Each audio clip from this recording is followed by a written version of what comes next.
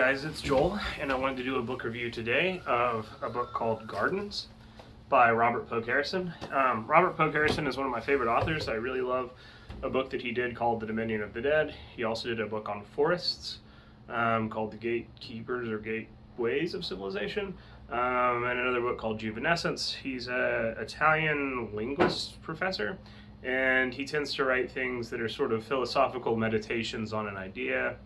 Gardens was not my favorite book that he's done. I would recommend that you start with The Dominion of the Dead because I think that book is phenomenal. All of Pogue Harrison's books are kind of like a series of essays about one part of an idea and the sort of linguistic and social anthropological religious tradition around one part of a symbol. And then each chapter is kind of an essay, and then they all go together to have kind of a loose connection.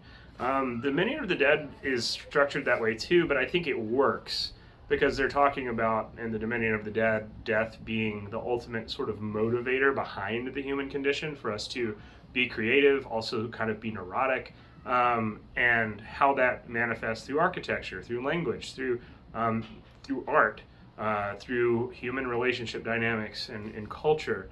The Gardens work is not connected. It is connected a little bit too tenuously for me. There's a lot of, I think a lot of times the kind of work that I like is when the philosophy is in service of a point, and in Gardens, I think the point is kind of in service of the philosophy.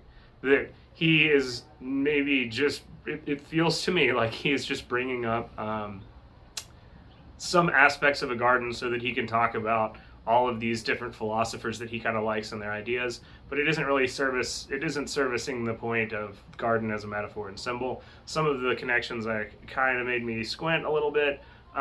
There's beautiful essays in it. All of his book is a series of essays, so with any book like that, some of the essays are a little better than others. Gardens is good. I mean, I've talked about gardens as a mythological and dream archetype that happen often in dreams. I mean, the Garden of Eden is a pretty big image that a lot of Western art has made a lot of hay with. Gardens are usually a metaphor for the self. And he talks about that, which in a lot of ways that I like, that we understand gardens in this way of like a retreat to go inward into the self where we have control over this space, that like life is just kind of chaotic and turbulent, but that we're able to create these holy spaces of self-reflection that represent us by having control and creating these things that are not totally removed from nature, but part of nature. And so a garden is this kind of way that we are able not to create art about the world like a painting, but we are able to create art with the world by understanding. We're not just knowing that I'm a great painter, we're actually knowing how all these system and processes of plants and art and life and death and everything and nutrients and what eats what comes together to create this place, this garden that is a reflection of our intersectionality with nature. I like that idea. I didn't like all the essays in the book, and I think sometimes he's wanting to talk about philosophers that he wants to talk about, but it maybe shouldn't have been in a book about a garden. But I don't think it's bad. If you love gardens or that just really appeals to you, I would jump at it. It's definitely better than most books like that out there. I just don't think it's as good as Dominion of the Dead. I'd start with that one. If you want any more book reviews or resources, please visit my website, gettherapybirmingham.com.